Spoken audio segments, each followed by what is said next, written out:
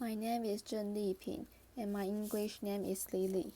Student's number is SO541007. I'm the freshman. The title of the speech is Teachers Need Real Feedback, and the speaker of the speech is Bill Gates. Everyone needs a coach.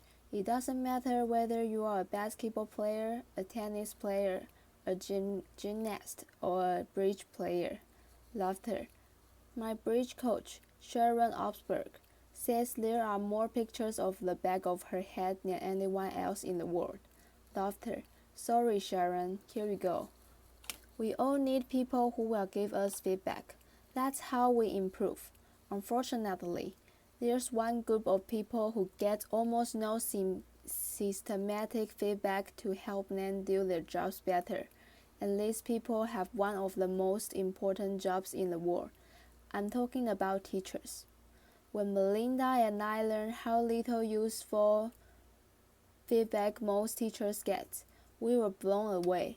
Until recently, over 98% of teachers just got one of feedback, satisfactory.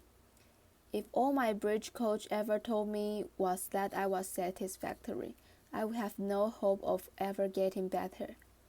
How would I know who was the best? How would I know what was I doing differently? Today, districts are revamping the way they are evaluate teachers, but we still give them almost no feedback that actually helps them improve their practice. Our teachers deserve better. The system we have today isn't fair to them. It's not fair to students, and it's putting America's global leadership at risk. So today, I want to talk about how we can help all teachers get the tools for improvements they want and deserve. Let's start by asking who's doing well. Well, unfortunately, there's no international ranking tables for teacher feedback systems. So I look at the countries whose students perform well academically and look at what they are doing to help their teachers improve. Consider the rankings for reading proficiency. The US isn't number 1. We're not even in the top 10. We're tied for 15th with Iceland and Poland. Now, out of all the places that do better than the US in reading, how many of them have a formal system for helping teachers improve? 11 out of 14. And the US is tied for 15th in reading, but we are 23rd in science and 31st in math. So there's really only one area where we're near the top, and that's in failing to give our teachers the help they need to develop their skills. Let's look at the best academic performer, the province of Shanghai, China.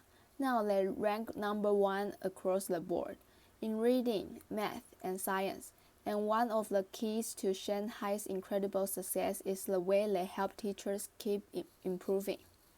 They measure that younger teachers get a chance to watch master teachers at work. They have regularly study groups where teachers get together and talk about what's working. They even require each teacher to observe and give feedback to their colleagues. You might ask, what is the system like this so important? It's because there's so much variation in the teaching profession. Some teachers are far more effective than others. In fact, there are teachers throughout the country who are helping their students make extraordinary gains. If today's average teacher could become as good as those teachers, our students would be blowing away the rest of the world. So we need a system that helps all our teachers be as good as the best. What would that system look like? Well, to find out, our foundation has been working with 3,000 teachers in districts across the country on a project called Measure of Effective Teaching.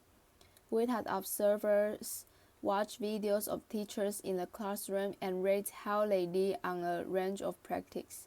For example, did they ask their students challenging questions? Did they find multiple ways to explain an idea?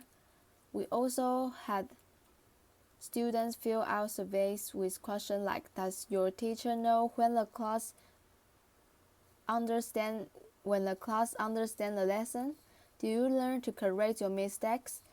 And what we found is very exciting. First, the teacher who did well on this observation had far better student outcomes. So it tells us we are asking the right questions. And second, teachers in the program told us that these videos and these surveys from the students were very helpful diagnostic tools because they pointed to specific places where they can improve. I want to show you what this video components of maths looks like in action. Music. Video. Sarah Brown whistling. Good morning everybody. Let's talk about what's going on today. To get started, we're doing a peer review today, okay? A peer review day. And our goal by the end of class is for you to be able to determine whether or not you have moved to proof in your essays. My name is Sarah Brown Whistling. I'm a high school English teacher at Johnston High School in Johnston, Iowa. Turn to somebody next to you.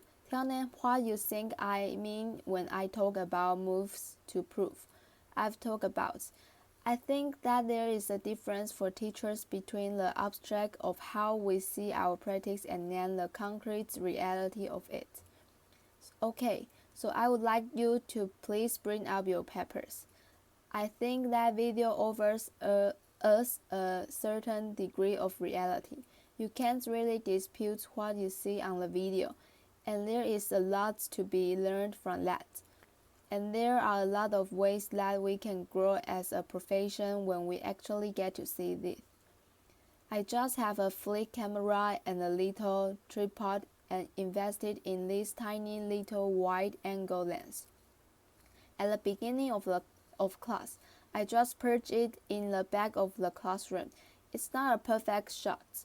It doesn't catch every little thing that's going on, but I can hear the sound. I can see a lot, and I'm able to learn a lot from it. So it really has been a simple but powerful tool in my own reflection. Alright, let's take a look at the long one first, okay? Once I'm finished typing, then I put it in my computer, and then I'll scan it to take a peek at it. If I don't write things down, I don't remember them. So having the notes is a part of my thinking process. And I discovered that I'm seeing as I'm writing. I really have used it for my own personal growth and my own personal reflection on teaching strategy and methodology and class management, and just all of those different facets of the classroom. I'm glad that we've actually done the process before so we can kind of compare what works, what doesn't. I think that video exposes so much what's intrinsic to us as teachers in ways that help us learn and help us understand, and they help our broader communities understand what this complex work is really all about.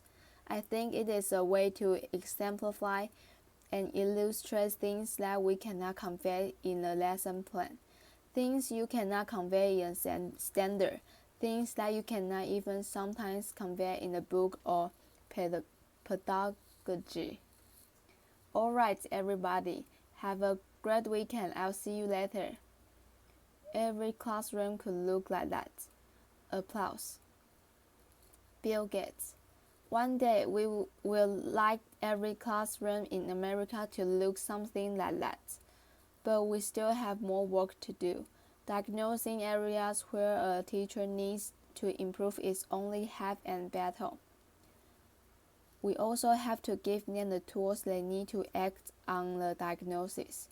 If you learn that you need to improve the way you teach fractions, you should be able to watch a video of the best person in the world teaching fractions. So building this complete teacher feedback and improvement system won't be easy. For example, I know some teachers aren't immediately comfortable with the idea of a camera in the classroom. That's understandable, but our experience with math suggests that if teachers manage the process, if they collect video in their own classrooms, and they pick the lessons they want to submit, a lot of them will be eager to participate. Building these systems will also require a considerable investment. Our foundation estimated that it could cost up to $5 billion. Now that's a big number, but to put it in perspective, it's less than 2% of what we spend every year on teachers' salaries. The impacts of teachers would be phenomenal. We will finally have a way to give them feedback, as well as the means to act on it. But this system would have an even more important benefit for our country. It will put us on a path to making sure all our students get a great education, find a career that's fulfilling and rewarding, and have a chance to live out their dreams. This wouldn't just make us a more successful country, it would also make us a more fair and just one too. I'm excited about the opportunity to give all our teachers the support they want and deserve. I hope you are too. Thank you.